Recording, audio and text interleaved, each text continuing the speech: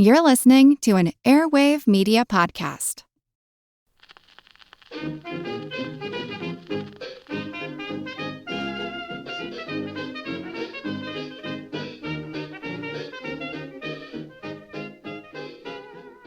Hi everybody and welcome to Who Did What Now, the history podcast that's not your history class, with me, your host, Katie Charlwood, history harlot and reader of books.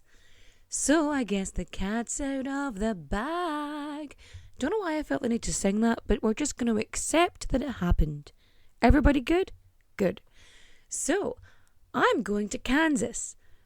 I will allow you to make your total jokes now. Yes. Will I wear gingham? Quite probably, because I'll think it's funny. No one else will, but I will, and that's the important thing. So yes, I am going to be in Kansas at the end of May. I think it's Memorial Day weekend. You have a lot of weekends, America. I'm doing the best I can, right? So yeah, I'm going to be there for the Heartland Pagan Festival 2023 Into the Night. And so I'm going to be doing a talk with a Q&A, 3 workshops, and there's going to be a live podcast recording. Now, this is a family-friendly festival, so I'm going to have to choose my words incredibly carefully. That being said, if you're coming to the live podcast recording and you're bringing somebody who's, sensitive to language, just cover their ears when I say fuck that for a game of soldiers, because it's going to happen. Like, I'm going to do my best, but there's probably going to be at least 3 F-bombs happening. I will try to replace them with other words, like fluff, or fork, or fudge, or frick, or phantasmagorium. I'll do my best. But yeah, so one talk on the history of witchcraft and mysticism throughout human evolution. And there's going to be a Q&A on that, so I'm prepared. And then I have 3 workshops. These are going to be The Victorians Ruined Everything, a 19th century guide to mystics and more. The next workshop is The Old Gods and the New, Ethnic Cleansing and the Pagan Revival. And the last workshop is Paganism and the Patriarchy, over 5 centuries of demonizing women. And then, of course, there's the live podcast recording, which I'm not going to tell you what it's about, because I might have a better idea of what I want to cover by then, because I want to stay on theme, obviously, and so we're gonna work towards that and hope for the best. I'm going to be very tired, and I'm probably going to become very hoarse by the last day. I think I'm there for the majority of the festival, but I'm just not there for the last-ish day, just because I have to physically travel home, and I lose a day traveling back, so I'm going to be there for 98% of this. I think I said on the last episode, I don't remember, I was very tired. I rarely remember anything I say, actually. I'm amazed when I remember anything. I get friends who message me things I've said, and I'm like, that's funny, who said that? You dick. Cool, yep, thanks, sounds about right. But yeah, I'm in New Jersey for a couple days, gonna see some people. I've got some stuff planned, and I don't even know if I'll see New York. I'm so, I guess I'll find out. But if anybody has any recommendations for good places to eat, or what's good to eat over there, I'm not touching any of your chocolate. I know it's not great, and I'm staying the fuck away from corn syrup based goods. Well, I say that because corn syrup's and everything. But I've had corn syrup sweets, Swedish fish. They're not pleasant. I don't enjoy them. You give me some Cheetos though, I'm gonna devour those. Yum, yum, yum, yum, yum, yum, yum. I like potato chips. Why did I sound like Goofy from Disney? Oh dear. Oh my goodness, actually. So I had to go buy some cards today just because I did. And I'm in the card shop and I pick up a condolence card and a Valentine's card. And as I hand them over to like the cashier, he kind of pauses and looks at them funny and kind of glances at me. And me being me, I'm like, I look this poor boy dead in the eye and say, always good to be prepared. See, this is why I'm single. This is why. Because I can't have normal conversations with people. The Valentine's card is for my friend and I'm so happy. It's the funniest card. It's got chicken nuggets on it.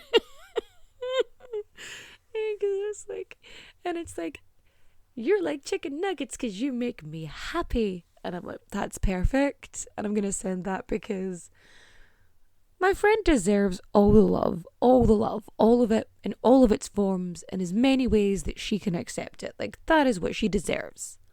Everything. What was it? Victor Hugo was like, I wish for the superfluous, for the extravagant, for the too much. She deserves the too much because she's just awesome.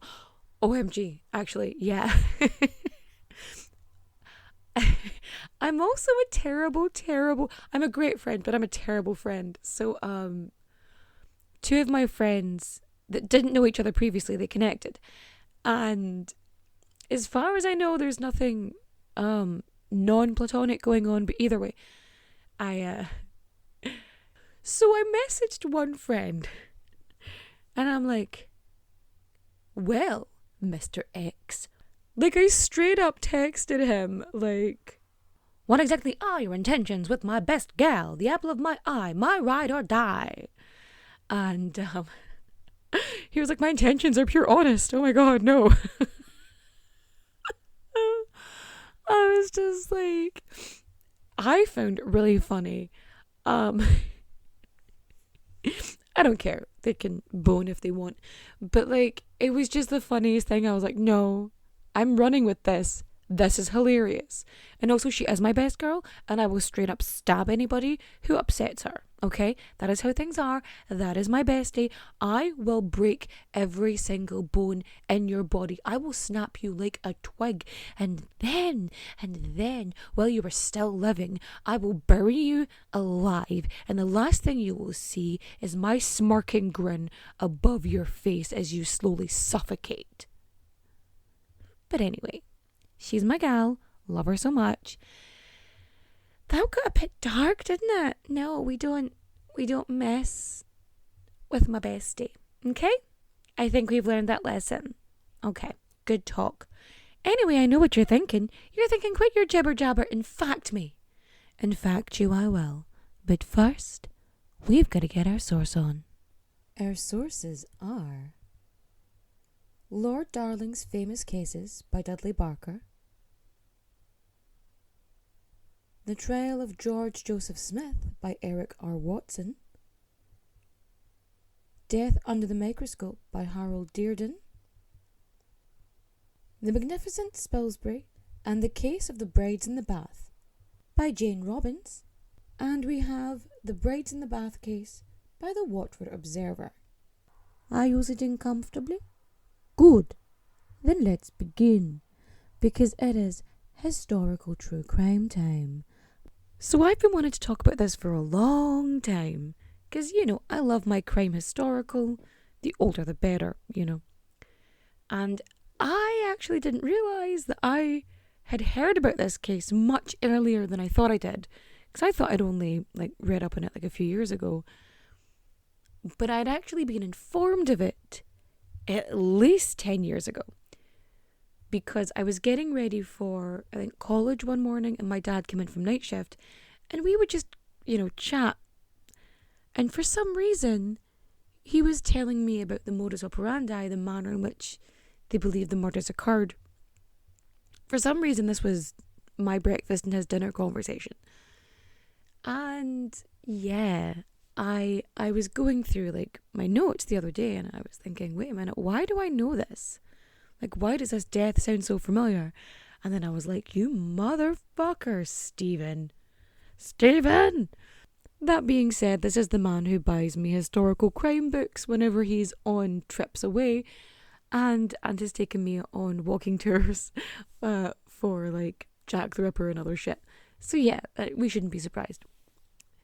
But yes, let's talk about the brides and the Bath murders.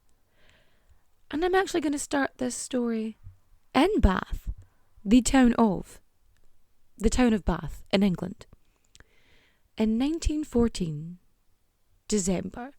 So the First World War is happening. Like, context. You know, some people are away fighting. They thought it was only going to last a couple months. They were wrong. On December 17th, 1914, in the city/town of Bath in England. Is it a city? I've always called it a town. Maybe I'm incorrect. Anyway, in this tranquil seaside town, estate agent John Lloyd marries Margaret Elizabeth Lofty. So they get married and they decide they're going to honeymoon in London, which sounds super fun. I'm sure. The newlyweds, fresh in their marital bliss, scoot off to Highgate in London, where they stay in a lodging house on 14 Bismarck Road. So these newlyweds, they are in the hustle and bustling city of London for their honeymoon. So you know what they do? They cross their T's and dot their I's, and they head off to a solicitor in Islington because they want to make sure they've got everything, everything's above board, everything's going well for them. They go and visit a solicitor in Islington, and they both work out their will and testaments, lest anything happen to one another. And after paper is signed, the ink is dry, they head back to the boarding house for some fun time that I assume, the newly married couple will be doing. I mean, let's face it, Mr. and Mrs. Lloyd have had a trying couple of days. They've gotten married, they've sorted out their will and testaments. It's just a lot, So she really just needs to relax and have a good soak in a bath. You know what I mean? Just chill out. So she goes for a bath and he decides to play the organ. Not his organ, but the organ. I mean, that's exactly the sounds you want to hear when you're trying to have a lovely relaxing bath. Christian hymns. Yay. So after having a wee go on his organ, he pops down to see the landlady and tells her he's off to get some tomatoes for his wife's supper. So he leaves and he comes back shortly after, and he has to ring the bell. So he's supposed to have a key, but he's ringing the bell to be let in.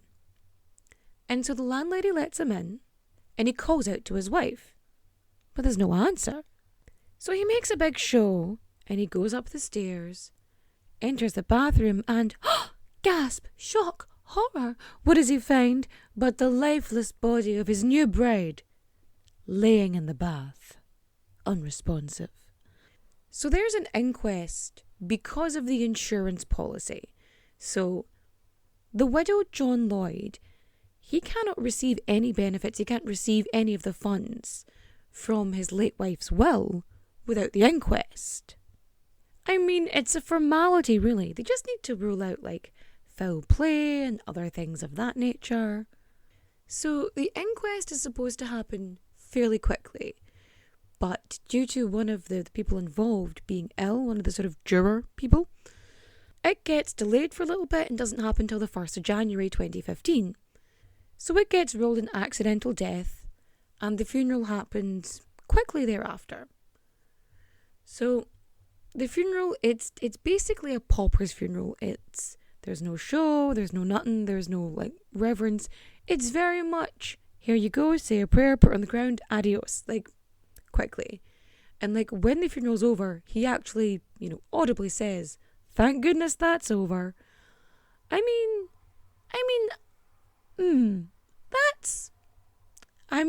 don't want to speak out of turn here, but to me, that sounds like an itty-bitty teeny-weeny bit of a red flag. Here's the thing about news. Bad news travels fast. and travel it did. Here's the thing about newspapers. Tabloids be tabloiding. And some stories just make headline. A newlywed bride drowns in a bath on her honeymoon? In London? The very capital of England. My, well, that's a news story. So News of the World is, it's a nationwide newspaper. It's read all across the country. And two people in particular come across this story and find it rather interesting and find it strikingly similar to other deaths. And very soon, the police receive letters from Mrs. Crossley, who runs a boarding house, and a Mr. Charles Burnham. And naturally, they're a wee bit suspicious, and so they write to the police. I mean, the women were from different areas, and the husbands did have different names and occupations. But my, what a crazy random happenstance that a new bride should be found dead in a bathtub so soon after being married. So Mrs. Crossley, she is suspicious as hell. And she says to her husband, fuck this for a game of soldiers. We need to contact the police. So she manages to contact Charles Burnham. I don't know if it's he goes to them or they go to him, because it was in their boarding house that a Mrs. Alice Smith seems to have perished in the same manner as Margaret Lloyd.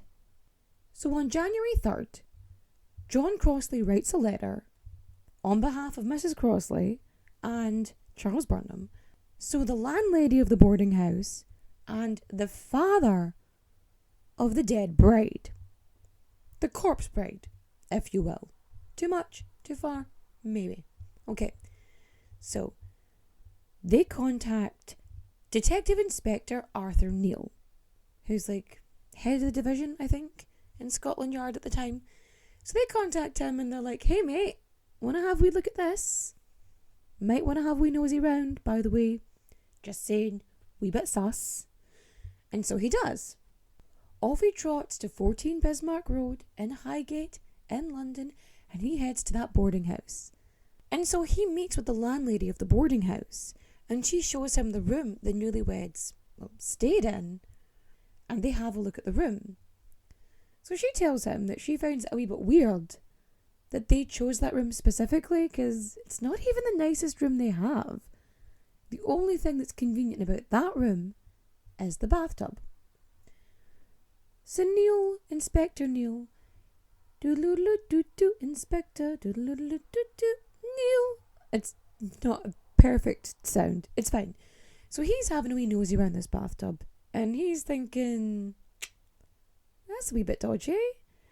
Because the bathtub, and the first thing he notices is how petite it is. Cozy, some might say.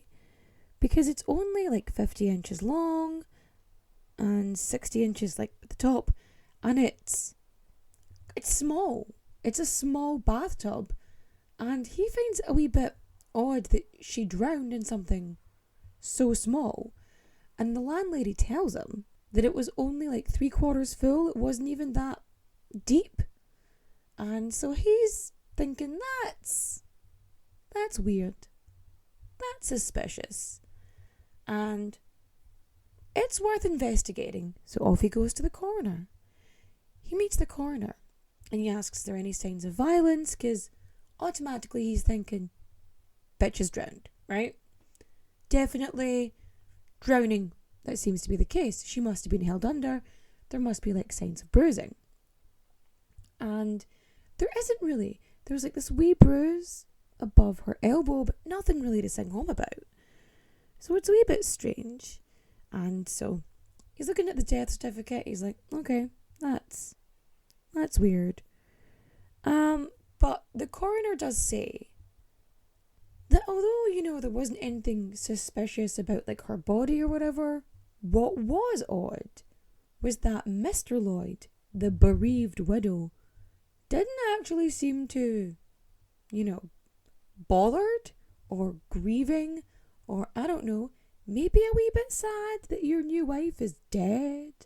So after he deals with the coroner, he goes to the undertaker and he finds out that Mr. Lloyd picked the cheapest coffin available. Like, if there was a way to have like a bigger discount on it, he would have taken it.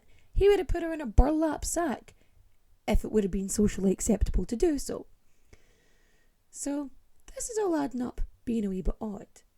And so Inspector Neil, he is on a roll at this point. Off he goes to Islington, finds a solicitor, and gets a copy of the will. There he discovers that the sole beneficiary of Margaret Lloyd's will, quelle surprise, is her husband, Mr. John Lloyd.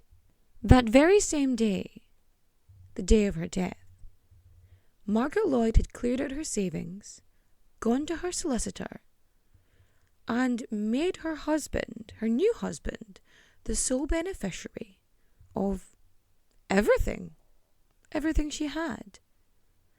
She then travelled back to a boarding house, and 3 hours later, she was dead. Now, being the smart wee cookie that he is, or was, I'm fairly certain he's no longer on this mortal realm, Inspector Neil starts putting 2 and 2 together and thinks, aha, there's trouble afoot. The very next week, Inspector Neil receives a call from the coroner, Dr. Bates. Yes, really. Who, as it turns out, has been contacted by the Yorkshire Insurance Company regarding a life insurance payout on behalf of a Mrs. Margaret Lloyd for £700. And this may shock you, the sole beneficiary of this £700? Well, yes, you are right. Mr. John Lloyd, the widower. So Neil, he is still investigating, so he tells the coroner to just stall a wee bit so he can look. And so as he's searching, he discovers that the late Alice Smith, her husband, also received a life insurance payout upon her untimely demise. And at this point, Inspector Neil is absolutely convinced that he is dealing with the same person. He's like, this is a bigamist, this is a murderer. So, Inspector Neil decides to get a wee bit sleeky, a wee bit sneaky, and he tells the coroner to just give a favourable thing, tell the insurance company it's good to go, and that John Lloyd needs to contact his solicitor. And so there's a stakeout, and they are watching this night and day. And finally, on the 1st of February 1915, John Lloyd goes to sort out his late wife's will, and upon leaving the solicitors, feels a wee tug on his sleeve. And who is it? But Detective Inspector Arthur Neil. And he asks him, are you John Lloyd? He says yes. And then he asks him, are you George Smith, the husband of Alice Smith? The man doesn't answer. So Inspector Neil informs him that he's being arrested for putting false information on a marriage certificate. And so he's like, yep, actually, yeah, it's me. I'm George Smith. Because, what's a little bit of bigamy amongst friends, right? But when John Lloyd / George Smith is taken in, he realises that it's actually not just bigamy he's being called in for, and that Inspector Neil knows far more about his life than he ever wanted him to know. What do we know about John Lloyd, George Smith, George Love, Henry Williams, or Charles James? Why, oh why would one man have so many aliases? Well, I'm glad you asked, because I'll tell you.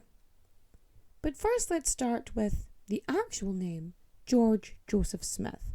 So George Joseph Smith, he was born on the 11th of January 1872 in Bethnal Green in London.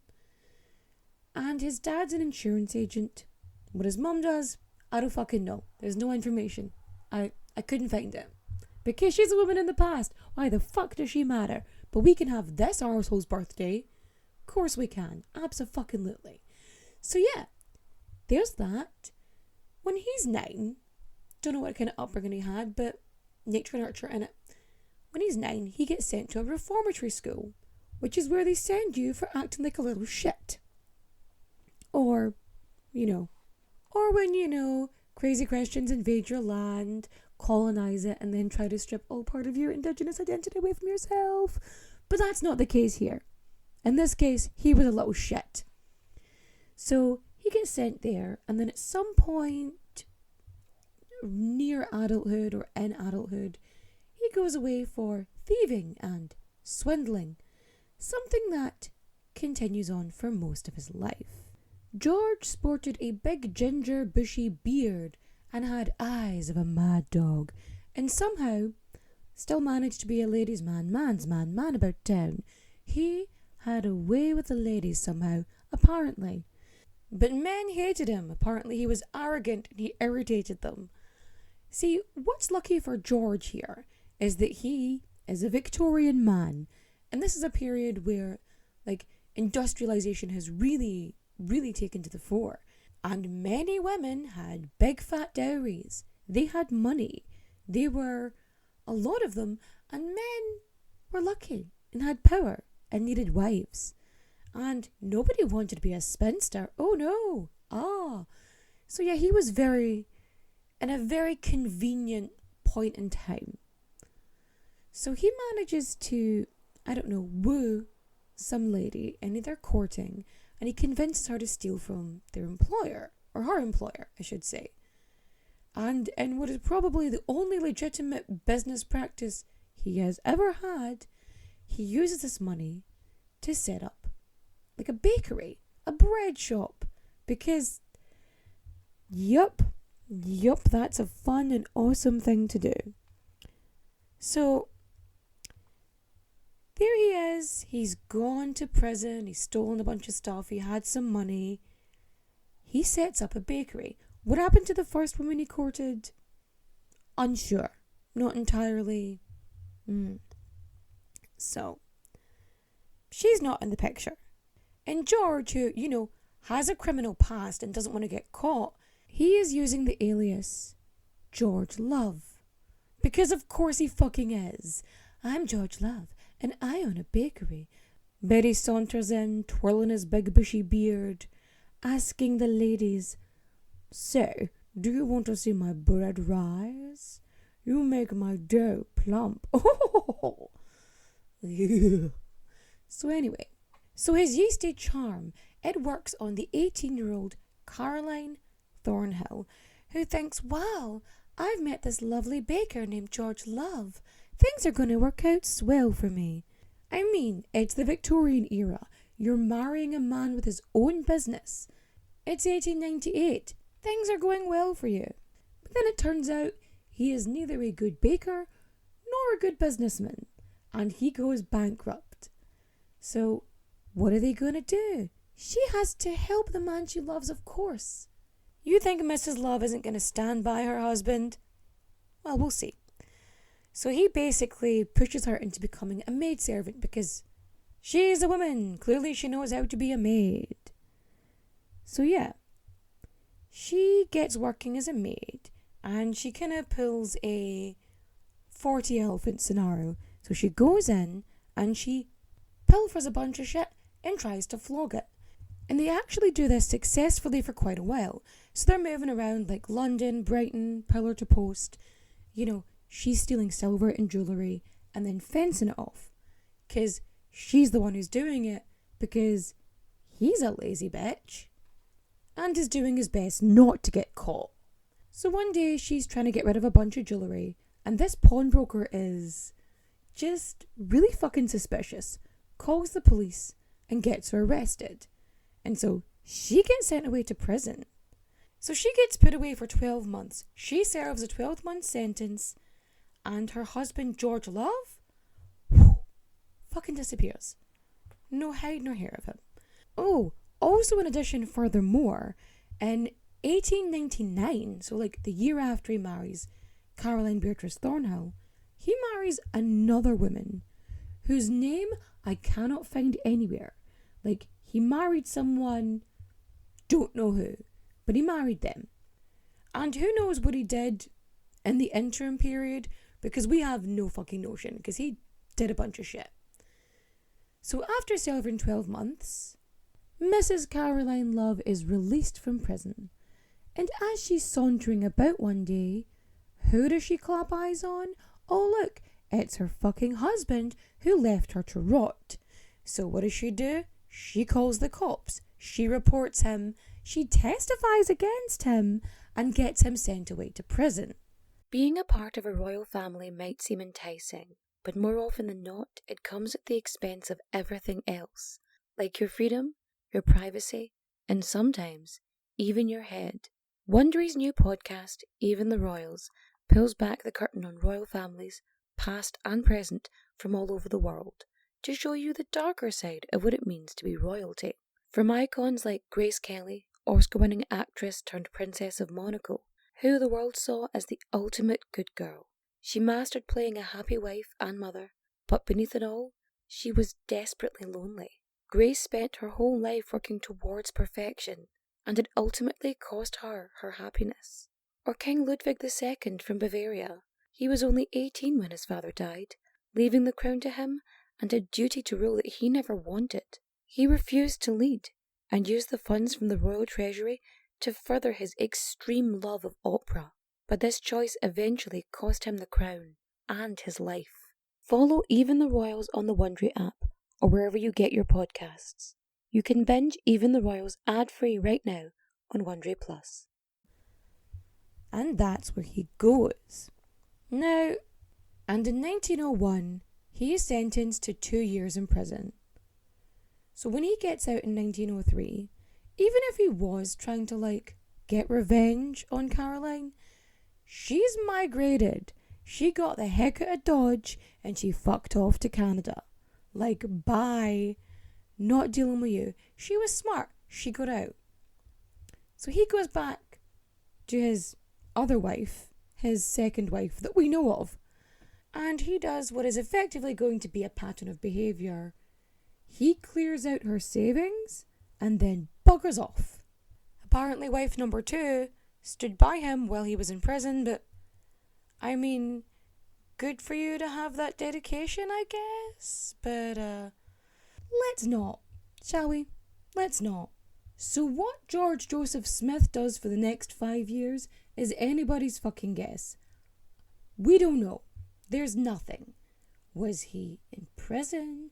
Was he using an alias? Was he stealing from women? Whom's to say? But going by his pattern of behaviour and his modus operandi, I could very much, use basic logic to assume George would court women, sometimes marry them, and then convince them to just give him money, for a business venture or for some life insurance thing.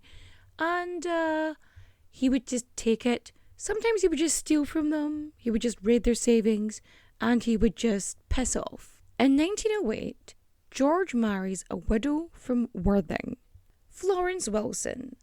So they get married in June 1908, and by July 3rd, so a month or less than a month, he empties her savings account. He takes £30 out of it, which is like $3,000 in today's money. So he takes all that. He clears their house in Camden and sells all their shit. He sells everything, takes as much money as possible, and then heads off to Bristol. And on the 30th of July, he marries Edith Pegler. And now this marriage, this one's a little bit different from the rest, because he at one point had put this advertisement out for a housekeeper for, lodgings in Bristol. And Edith Mabel Pegler, I should say, she responds. So by 30th of July, they get married. So he's left Florence on the 3rd of July. He marries her on the 30th of July. And he tells her that he's, an antiques dealer. So he's away a lot, and he would always come back to her with money. And she's probably the closest thing to caring about another human that he could do. But he loved money more than he loved her. Like, he claimed to love her, but money was just more important. Ruining lives, apparently, much more fun than, actually having one. But what do you know? Men, innit?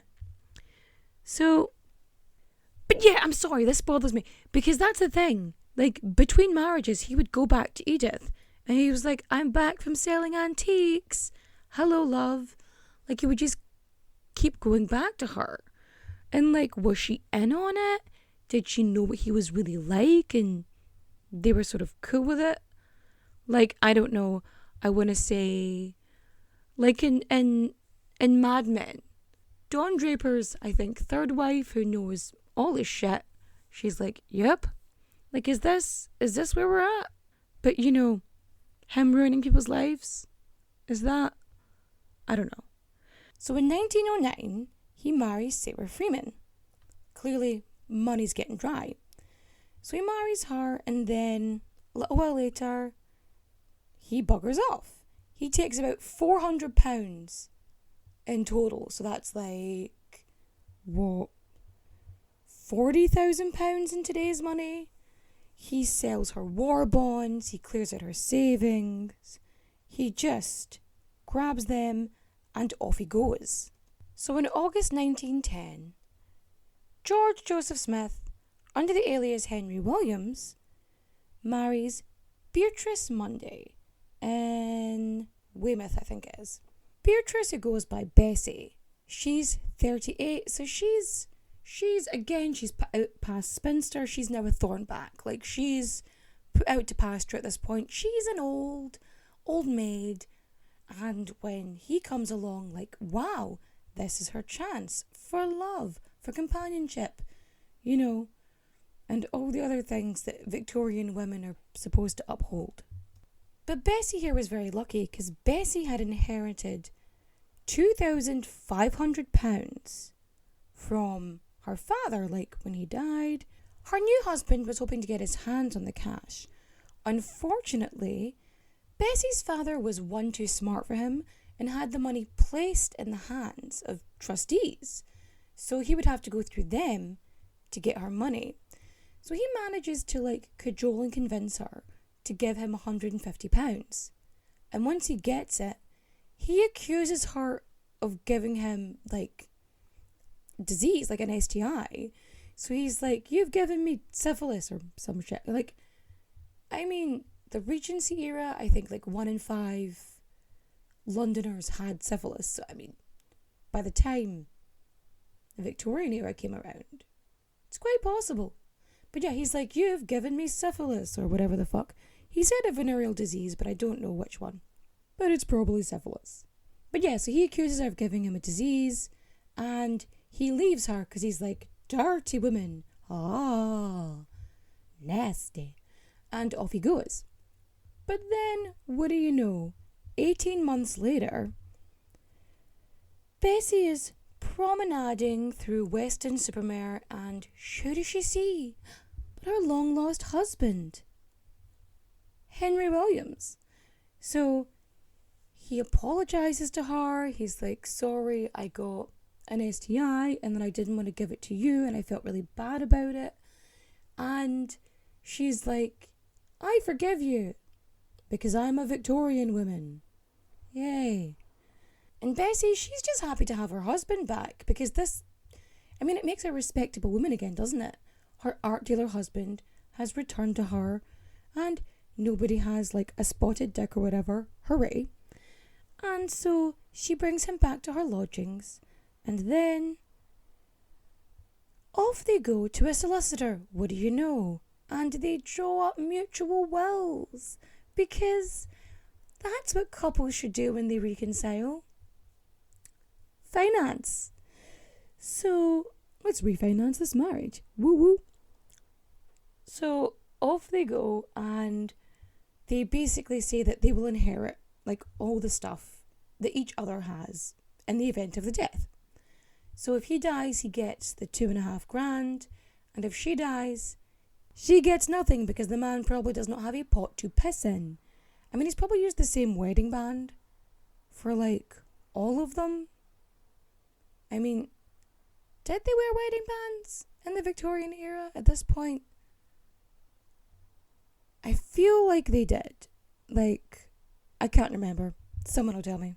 So they reconcile, they refinance, and Henry Williams rents a house for him and his reconciled bride in Herne Bay. And Bessie thinks that this is just a wonderful place for them to restart their lives together. He gets a wee brass plaque because, you know, he's an auctioneer. But a brass plaque does not make a home. You know what makes a home? A bathtub. And Bessie helps pick it out. She goes and picks out the bathtub. And at this point, Bessie's no longer estranged husband. He's telling her she looks a wee bit peaky, and he takes her to this doctor in Kent. And he explains that she's having fits. He's like, I think she might be epileptic. And the doctor says, sure, maybe. Bessie had mentioned that she'd been getting headaches, and the doctor prescribes her some medication. On the 12th of July, the doctor gets a call from Henry Williams saying that his wife has had a seizure. Can you come over at once? Like, oh dear. So the doctor comes to see him, he checks on her, he gives her some medicine, and he says he'll pop by the next day. He receives a note from Mr. Williams. And what do you know? He went out to buy food one day, came back and found his beloved wife Bessie dead. So Dr. Frenchy rushes over, and there he sees Bessie, butt-ass naked, face up in the tub.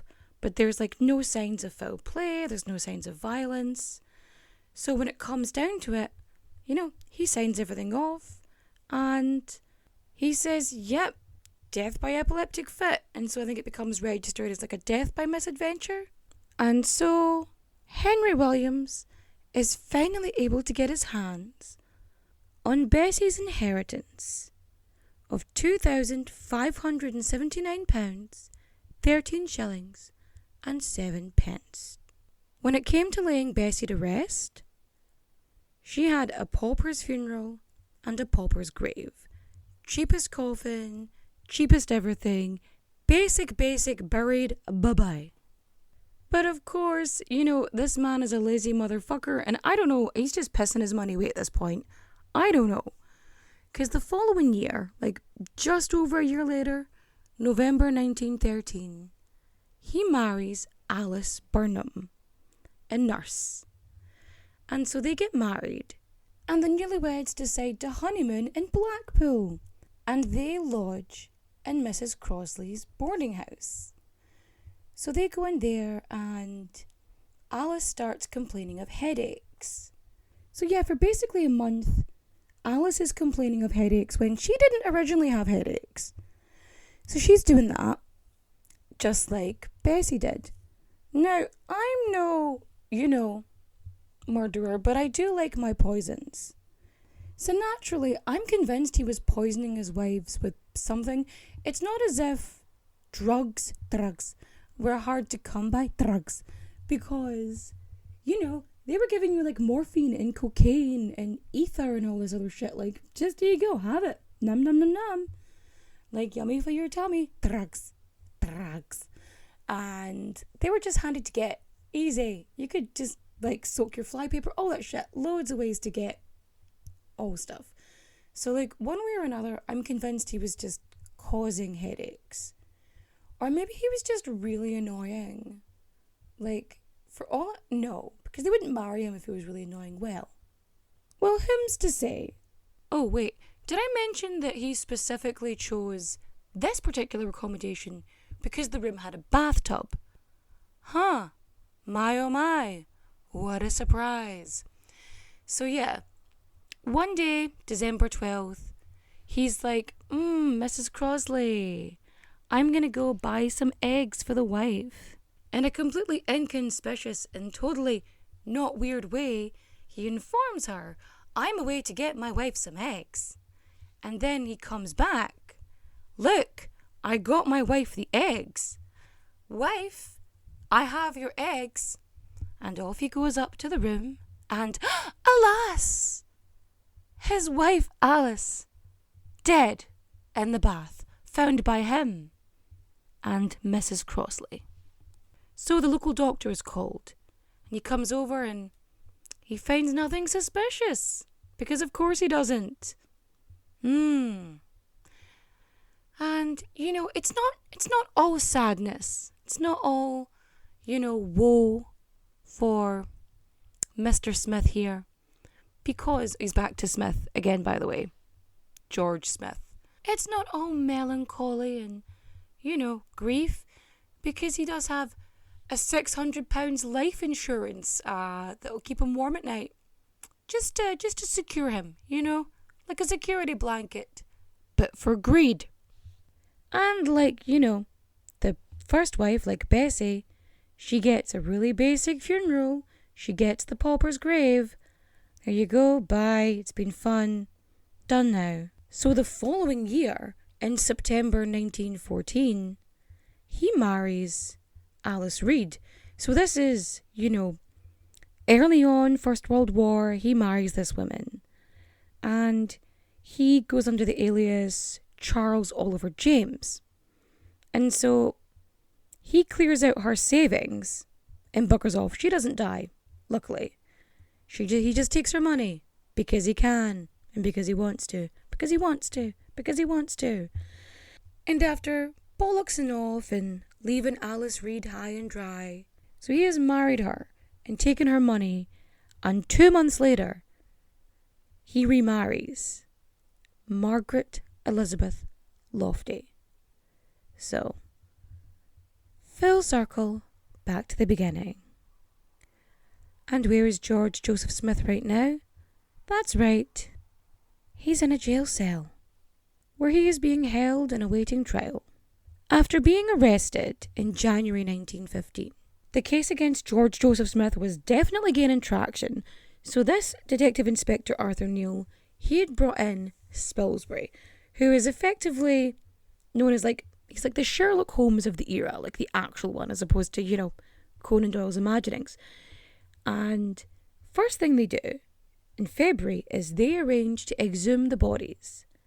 And in the cold February air, shovels in hand, they dig up Bessie Munday, Alice Burnham, and Margaret Lofty. Not at the same time. It's like one then the other, because they're in different graveyards. Like one's in Blackpool, one's in London. But yeah, they are exhumed and they are studied by Spilsbury. And he looks at their bodies, he sees no sign of suicide or anything like that. He looks for signs of seizures, of fits, of violence. He checked to make sure there was no circulatory issues or heart disease, anything like that. Just ruling everything out. Dr. Bernard Spilsbury, he starts testing these bathtubs. He's measuring them against the height and weight of the women and their shape and just all this. I'm going to call it forensic science stuff before forensic science stuff was really a thing. Ye olde forensics. You know what I mean? And after much research and testing, Dr. Bernard Spilsbury is convinced he knows exactly how George Joseph Smith murdered his victims. George Joseph Smith is arrested on the 15th of February 1915 and is formally charged on the 23rd of March for the murders of Bessie Williams, Alice Smith, and Margaret Lloyd. And in June he goes to trial, but he's only officially tried for one of the murders, not all three, even though they use evidence from all three murders against him, because they showed pattern of behaviour and things like that. So at the trial, he doesn't give any evidence in his defence, because what the fuck you gonna do, mate? No. He does have a tantrum at one point and just, shouts in the court. Don't do that. You're just a dick. And an idiot at that matter. I don't want to give serial killers any ideas, but please, do not be your own defence attorney, lawyer, solicitor. Don't do that. Have a professional. do that because you're awful and like it's narcissistic and you will not do well anyway. At least try and have some decent representation because you just should. Because you do need to be aware that you are not smarter than everybody else. Clearly, because you have been caught. And at the trial, enter the pathologist, Dr. Bernard Spilsbury. The prosecution is very much relying on his testimony, and he has to explain how this man, murdered 3 wives without, damaging them, How did he drown them? And that was the main question. How did this man drown his brides? How did he manage to drown these women in tubs? Especially tubs that were quite small. I mean, Bessie was 5'7", 5'8", and the tub was 5 foot, so it didn't really make sense, how she would, she would have to really sink in, her body really should have shot up, if nothing else. It shouldn't have sunk under the water. So, Spilsbury had a theory that George, or whatever the fuck he was calling himself, would get a little bit fresh and flirty with his new bride. And under the pretense of being, flirty and affectionate and intimate and all that stuff, he would grab the bride by the leg and yank her feet up, forcing the body under the water and pushing water, up the nose and into the lungs. And it would be, almost instantaneous. But in order to prove his theory, Spilsbury needed a willing participant, which he managed to get. But remember, this is also 1915 in Britain, which is already very stiff upper lip anyway. So a young woman in a bathing costume was scandalous at best and certainly wasn't appropriate for a court of law. So the jury was brought into a private room where a woman climbed into the bath, and he demonstrated this. He grabbed her by the ankles, yanked her under, pulled her feet out, forcing her torso under the water. And what do you know, the woman almost drowns. They have to pull her out and then do, resuscitation. And she knew this was coming. So imagine what it would have been like if a woman was surprised. And so at this trial, they have this demonstration. They have the landladies being witnesses. You have the Burnhams. You have the Haynes. Everybody is there testifying against him. But you know who also shows up in court? Hanging out in the back, watching this man suffer? His first wife, Caroline Thornhill. And she's clearly having the best time, living her best life, watching him, getting his just desserts, watching him squirm and have an actual tantrum, seriously, shouting at the jury about how he's not a murderer and how he's innocent. No. No, mate, you're not. And it basically takes the jury, 20 minutes, if that, to find him guilty. And they do. So, yeah. And on the 1st of July, he is convicted. He was found absolutely fucking guilty and sentenced to death. He tried to appeal it. It was denied, obviously. And on the 13th of August, 1915, George Joseph Smith was hanged by the neck until dead. In Maidstone prison, I believe. What happened to his body after that? I don't know. I don't care. I hope he got dumped in a pauper's grave, like he did his wives, who I hope ended up with a proper burial after this because, give him something. But yes, that is the story of the brides and the bath murders. Not to be confused with the acid bath murders, which I will talk about at some point. So, if you liked my retelling of this story, feel free to rate and review 5 stars, say nice things, or you can say mean things, as long as you give 5 stars. Don't neg me, I've clearly got a praise kink.